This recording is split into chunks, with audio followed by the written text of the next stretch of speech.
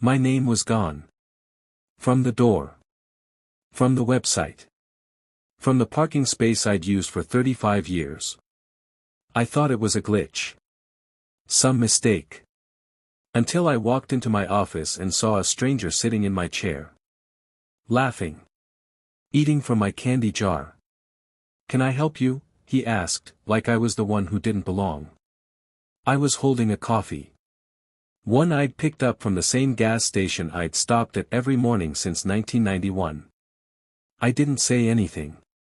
I just turned around. Walked past the desk where Janet used to sit, empty now. Walked to HR. The door was locked.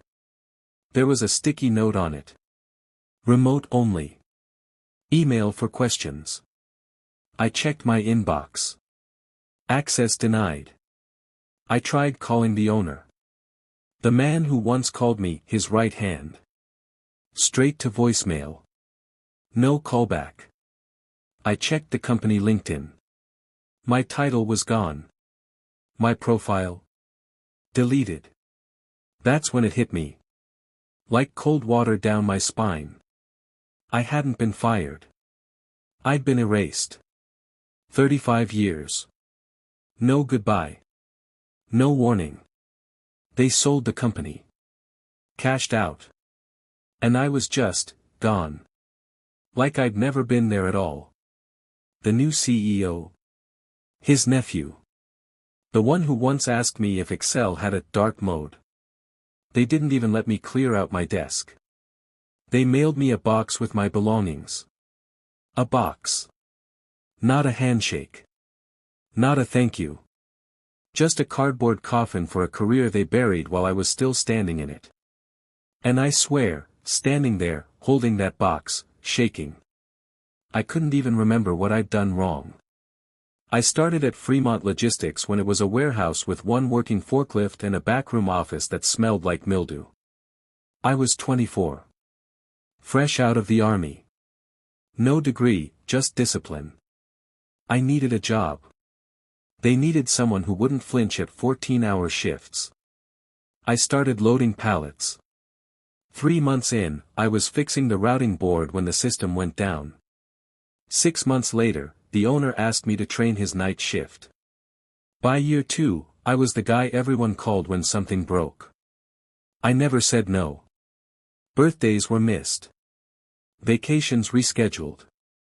When my wife went into labor with our daughter, I stopped by the office to submit the payroll before rushing to the hospital. She never let me forget that, but she never really blamed me either. She knew I was building something. Something for us. For our future. The owner, Martin, was a big talker, but he saw me. That's what I believed. He'd slap me on the back and say, "Dan, one day this will be yours too. You're not staff, you're family." We'd talk about equity. Long-term plans. He promised a pension. Said I'd retire comfortably, with my name on the plaque and a chair at the board. And I believed him. Over the years, I built every system they used: dispatch, routing, loss tracking. Before we could afford software, I created spreadsheets that ran half the business. They called it Danware. The name stuck longer than some of the managers did. I stayed when others left. Took pay cuts during the 2008 crash. Trained Martin's son, Ryan, even when it was clear the kid didn't care. I covered for him when he messed up shipments. Rewrote reports so Martin wouldn't see how bad it was getting. I thought I was protecting the legacy. Turns out, I was protecting the people who would bury mine. I mentored the new hires. Every intern, every temp, I showed them how things worked, how to fix things, how to care. Because I cared. Too much, maybe. There were moments I should have noticed. The way meetings slowly shifted without me. The quiet reassignment of my team. The financial talks that started happening behind closed doors. But I chalked it up to change. Progress. When they brought in consultants, I even helped them understand our workflow. Sat down with them for hours. They took notes. Nodded. I didn't know they were blueprinting how to replace me. I was still the first in and last out. Still brought donuts every Friday. Still believed that loyalty mattered. My daughter used to joke, "They'll put your ashes in the server room, Dad." She meant it affectionately. But the truth is, I was already disappearing, and I didn't see it. Not when they stopped copying me on client emails. Not when Martin started working from home every week. Not even when Ryan stopped answering my calls altogether. I thought they were busy. I thought I was helping. And on the night before it all fell apart, I was still troubleshooting a delivery log from my kitchen table, drinking cold coffee while my wife asked me, again, why I hadn't taken those fishing trips I used to talk about. I told her, just a little longer. After the transition, it'll all settle. I meant it. I had no idea the transition meant me, out. The letter in the box wasn't even signed. Just a generic header, "We appreciate your contributions." That's it. No name. No mention of years. No recognition of what I'd built. Just the kind of letter you'd send to someone who tempied for 6 weeks and stole staplers on their way out. I stood in the parking lot for a long time. Too long. People walked past. Some gave me a glance. Most didn't. My hands shook, but not from anger, yet. It was confusion. A dizzying kind of silence, like the floor had dropped out and no one noticed. I got in the car. Just sat there. Staring. The company van drove by, the logo I helped design now sleeker, shinier. Modern. Sterile. At home, I told my wife only part of it. I said things were changing, that they're restructuring, that it was time.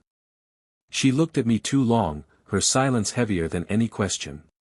She didn't push. She never had to. I didn't sleep that night. I stared at the ceiling and replayed everything. Every missed cue. Every too quick smile. Every project that was put on hold. The next morning, I went back, not inside, just outside. I stood across the street from the office. Watched them arrive. A few waved. Out of habit, maybe. Then I saw Martin. He stepped out of a black car, sunglasses on, talking into his phone. He glanced in my direction. Paused. Then turned and walked inside.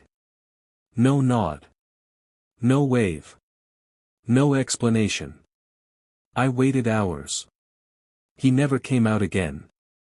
Later that week, I tried calling. Straight to voicemail. I emailed. No reply. I sent a final message, subject line, 35 years. No answer. I finally called the new front desk rep, some new kid I didn't know. Told him I was trying to speak to Martin. "Oh," he said casually, "Martin's not involved anymore. He sold the company last month." Sold. I repeated. The word hit like a slap. Yeah. Big merger. Whole new exec team. All the contracts are getting reviewed. And me? I asked. Long pause. Who did you say you were again? I found out more from LinkedIn than I ever did from them. Martin had stepped down with a payout. Ryan, his son, had moved into an advisory role. The new CEO was the nephew of the buyer. Some Ivy League kid with a minor in supply chain disruption. They didn't just cut me out, they rewrote the whole history. Every major process I built. Renamed. Every department I helped shape. Reassigned. The word legacy vanished. Even old team photos, gone from the website. It wasn't just replacement. It was erasure. I went to grab lunch with Steve, the old warehouse foreman. He looked nervous, kept glancing over his shoulder. They told us not to contact you, he said finally. Something about NDAs and clean transitions. I laughed, but it sounded wrong. 35 years, I said. I trained half the people in that building. He shook his head. You gave them too much, Dan. I stared at him. I thought I was them. The worst part. My daughter called that week, excited. Dad, I saw the company was in the news. Big acquisition. That's huge. You're part of that, right? I couldn't speak. Not right away. She asked again. I told her no. Her voice dropped. What do you mean? I mean they cut me out, I said. Silently. Completely. There was a pause. Then she said the one thing I wasn't ready for. Why didn't you see it coming? The truth? I did. Little things. Quiet shifts. Conversations that stopped mid-sentence when I walked in. But I didn't let myself believe it. Because belief kept me loyal. And loyalty, it turns out, made me blind. They took my work. My ideas. My time. My trust. Then, when the money came in, they took everything else too. After the betrayal, time felt slow. And wide. Like an empty hallway I couldn't walk through. I didn't tell anyone else. Not my friends. Not the guys from church. What was I supposed to say? They threw me out. It didn't feel like something you could say out loud and still feel like a man. So I started waking up later. Not much, maybe an hour. Then 2. Stopped shaving. Stopped answering calls. Stopped wearing the watch they gave me on my 10th anniversary. Funny how something can go from sacred to sickening overnight. I spent hours in the garage. Not fixing anything. Just sitting. Among old tools, dusty boxes, broken chairs, things that once had purpose. My wife brought me coffee every morning, just like always. Except now she didn't ask about work. And I didn't pretend. I cleaned out my files. Printed out every email they ever sent me that said things like, "You're irreplaceable," and "We'd fall apart without you." I read them one by one, then threw them away. I couldn't bring myself to delete them. But I didn't want them near me either. Sometimes I walked to the edge of our backyard at night and just stood there, looking at nothing. The silence was different now. It wasn't peaceful. It was empty. One morning I went to grab groceries and ran into an old colleague. He looked surprised to see me. Like I was someone he'd dreamed about once but never expected to bump into at the meat counter. He smiled too wide. Said, "Hey. How's the new chapter?" I blinked. New chapter. I mumbled something about catching up on rest. He nodded, then rushed off like he'd just said something shameful. I stood there staring at a package of cold cuts I no longer wanted. I tried to update my resume. The file was 12 years old. I opened it, stared at the blinking cursor under position, and froze. What was I, without that title? Operations manager? Senior strategist? Legacy architect? None of it sounded right. None of it sounded true anymore. I clicked save. Closed the file. Didn't open it again. One night, my wife sat across from me at dinner. We ate in silence for 20 minutes before she finally said, "You can't stay here forever, Dan." I didn't look up. She wasn't angry. She was worried. I nodded slowly, even though I didn't know what "here" meant. The chair. The house. The version of myself that had nowhere else to be.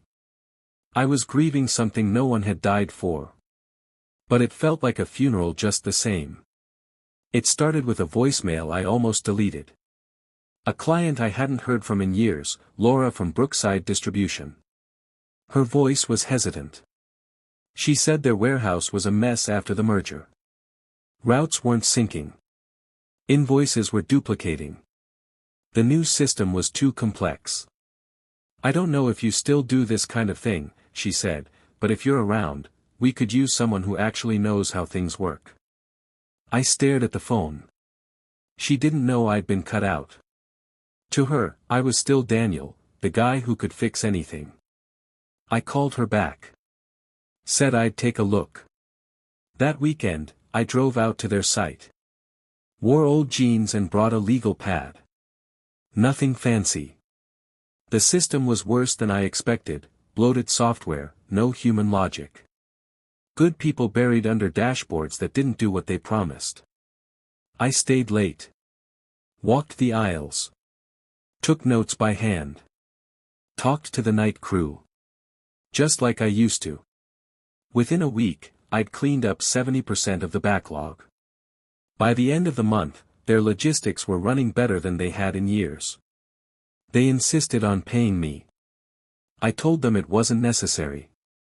Laura looked me in the eye and said, "Dan, it is." That night, I sat at the kitchen table and stared at the check. It wasn't much, but it was mine. Not a salary. Not a favor. Not a line item under someone else's name. Mine. It wasn't planned. I never sat down and said, "I'm going to ruin them." I just worked. I answered calls late at night because I knew that's when the real stress hit for small businesses. I built systems people could understand. I listened. I remembered names. I checked back weeks later just to see how things were holding. Word got around. One client turned into 3.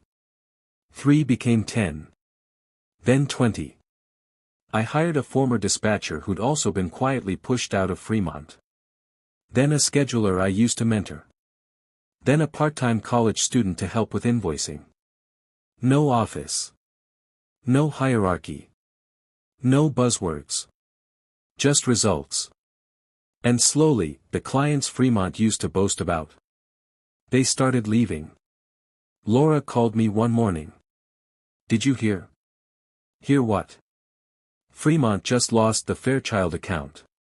Fairchild was one of the oldest contracts they had. 10 years. Millions in freight. Where'd they go? I asked. She laughed. "To you."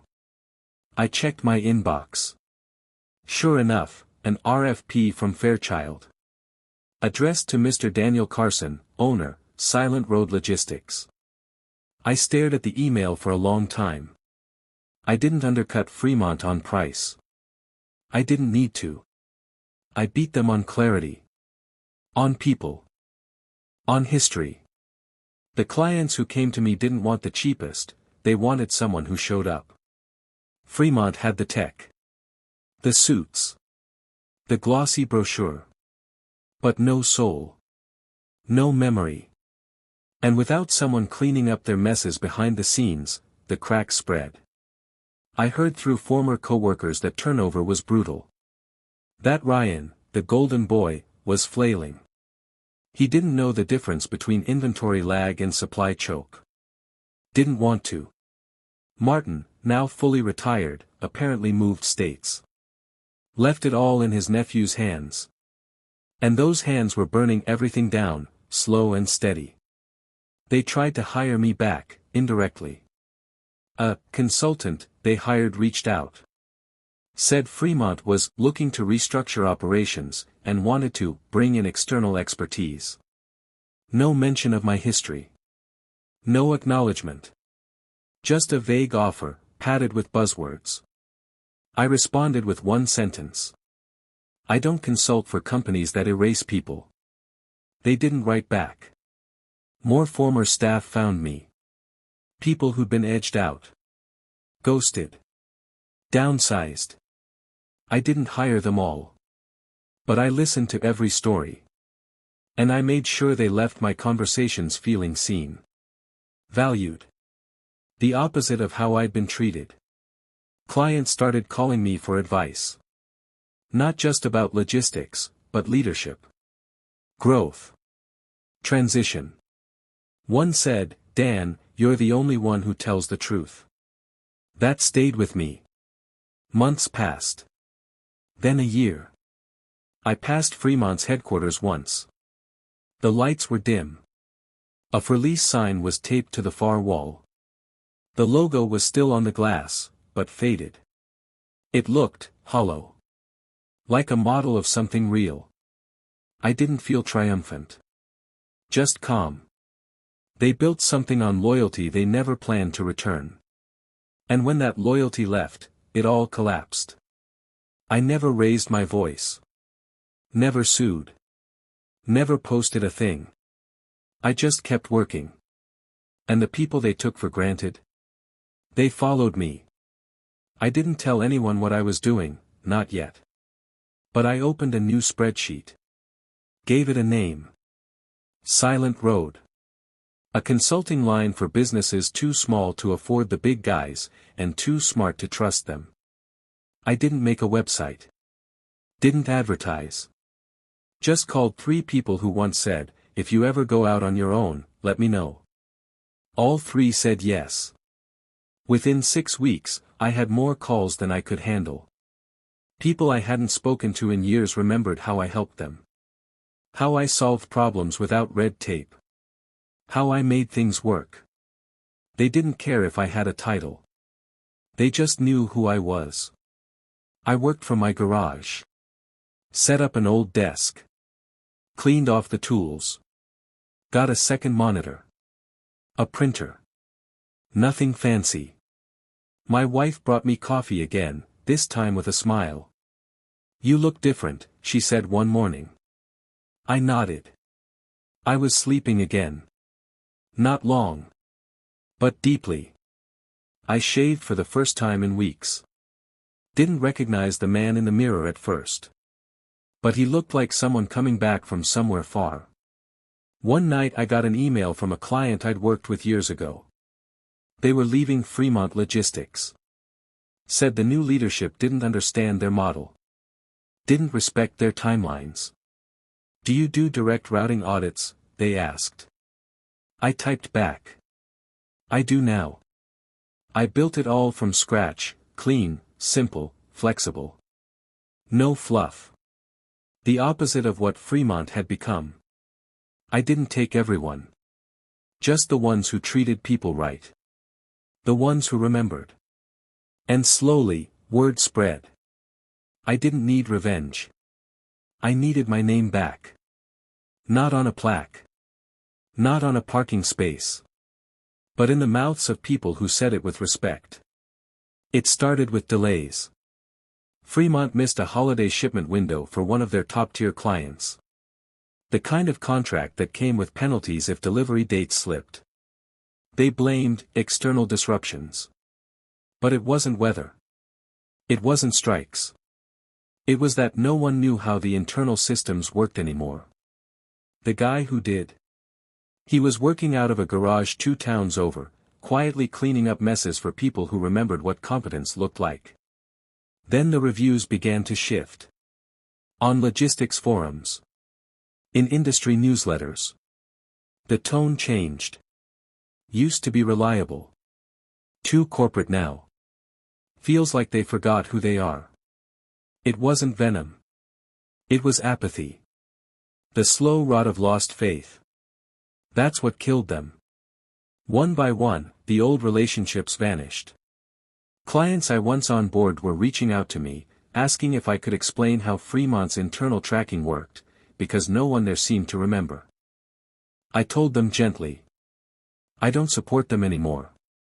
But I can build you something better. And I did.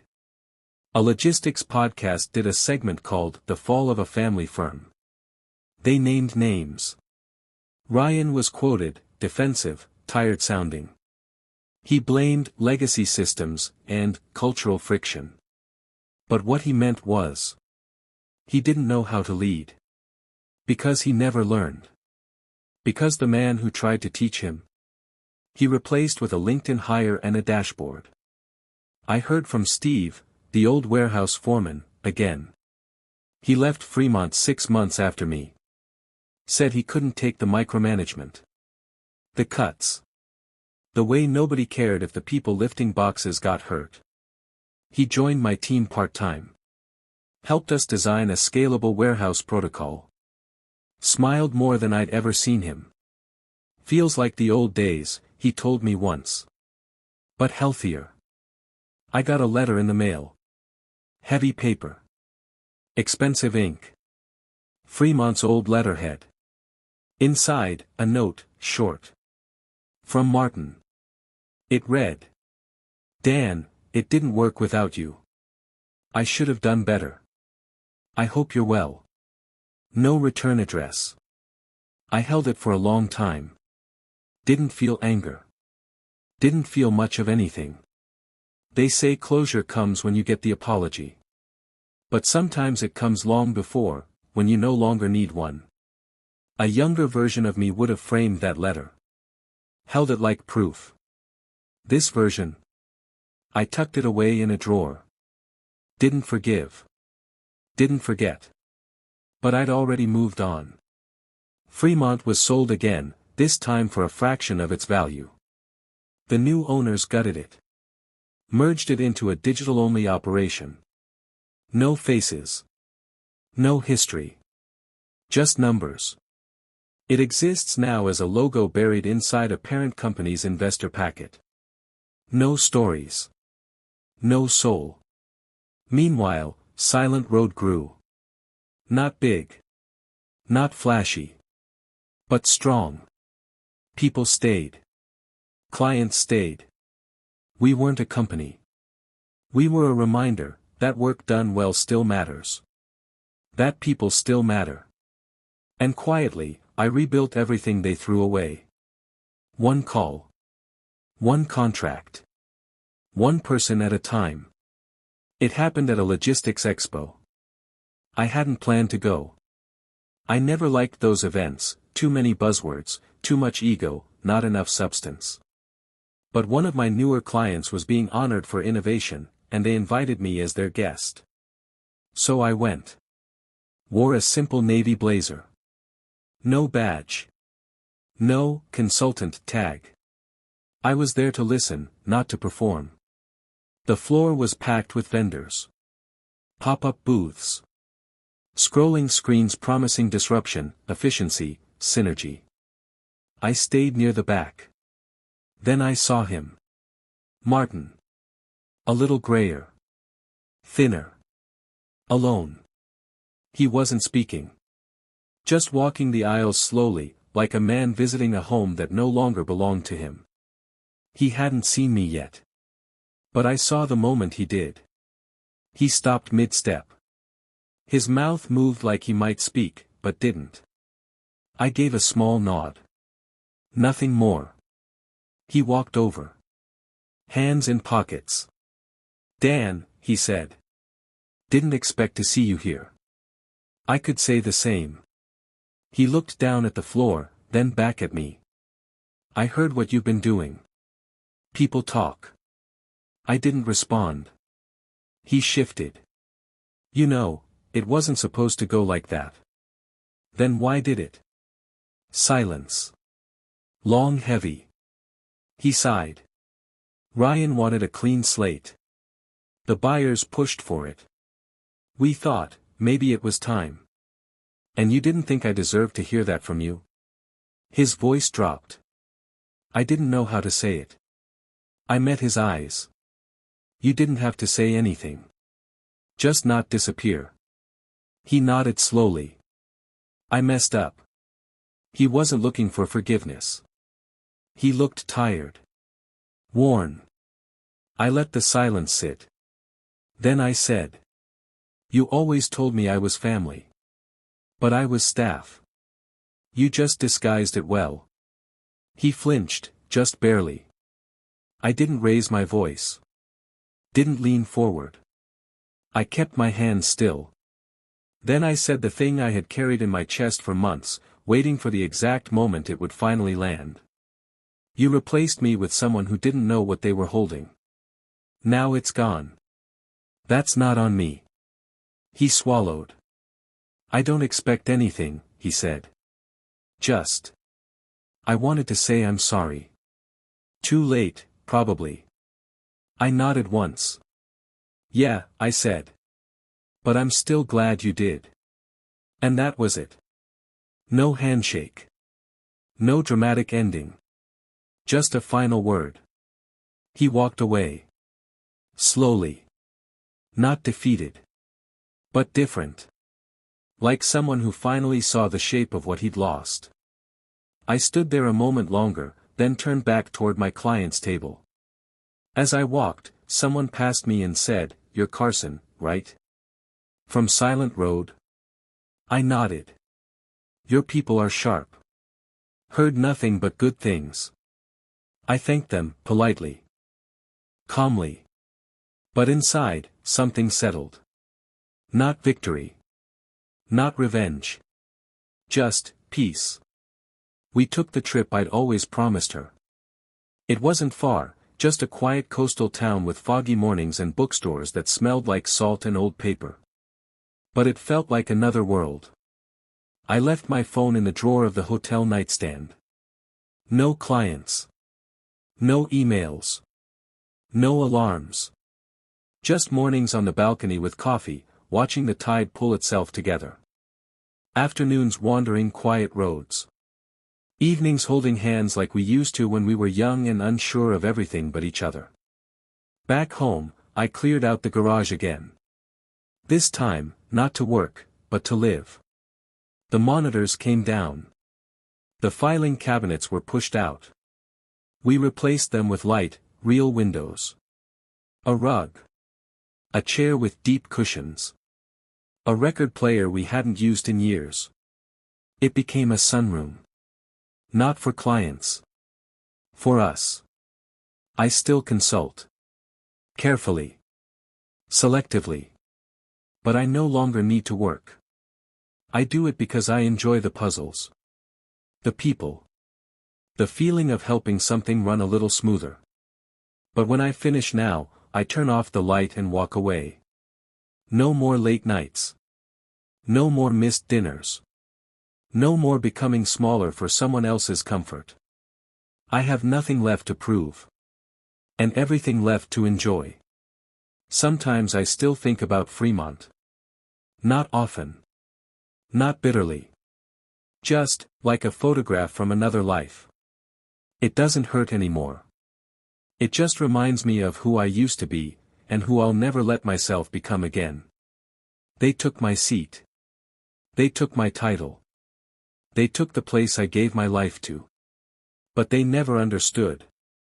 You can't erase a man by locking a door behind him. I left with nothing. And still, somehow, I walked away with everything that mattered.